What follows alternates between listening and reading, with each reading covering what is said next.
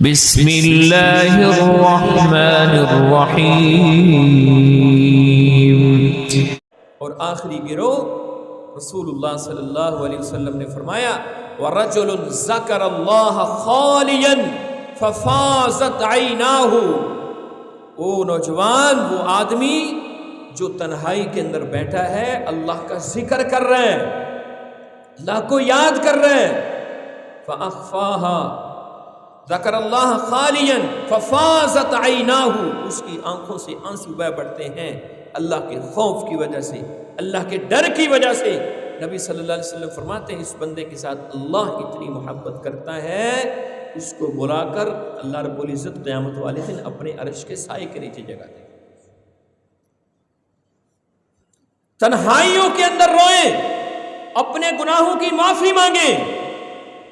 کبھی تہجد کی نماز کے وقت اٹھ کر، یا کبھی اس وقت نہیں اٹھ سکتے دن کے وقت، کوئی ایسا موقع تلاش کریں جہاں میرے رب کے علاوہ مجھے کوئی نہ دیکھنے والا۔ اس آنسو کی کتنی قدر و منزلت ہے۔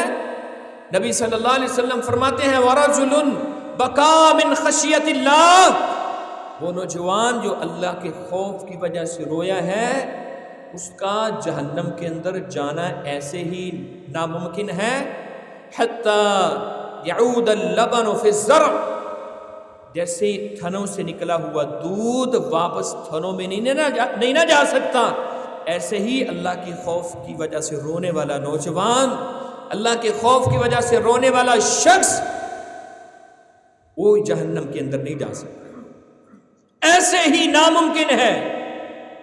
رمضان کی گھڑیاں، رمضان گزر گیا سارا، صرف چند دن رہ گئے، صرف چند دن۔ اپنے آپ کو کچھ وقت کے لیے اس فکر میں لگاؤ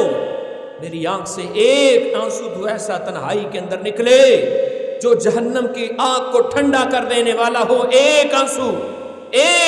جو جہنم کی آگ کو ٹھنڈا کر دینے والا ہو۔ بہترین صدقہ جاریہ حاصل کرنے کے لیے اس ویڈیو کو لائک، کمنٹ اور شیئر کرنا مت بھولیں۔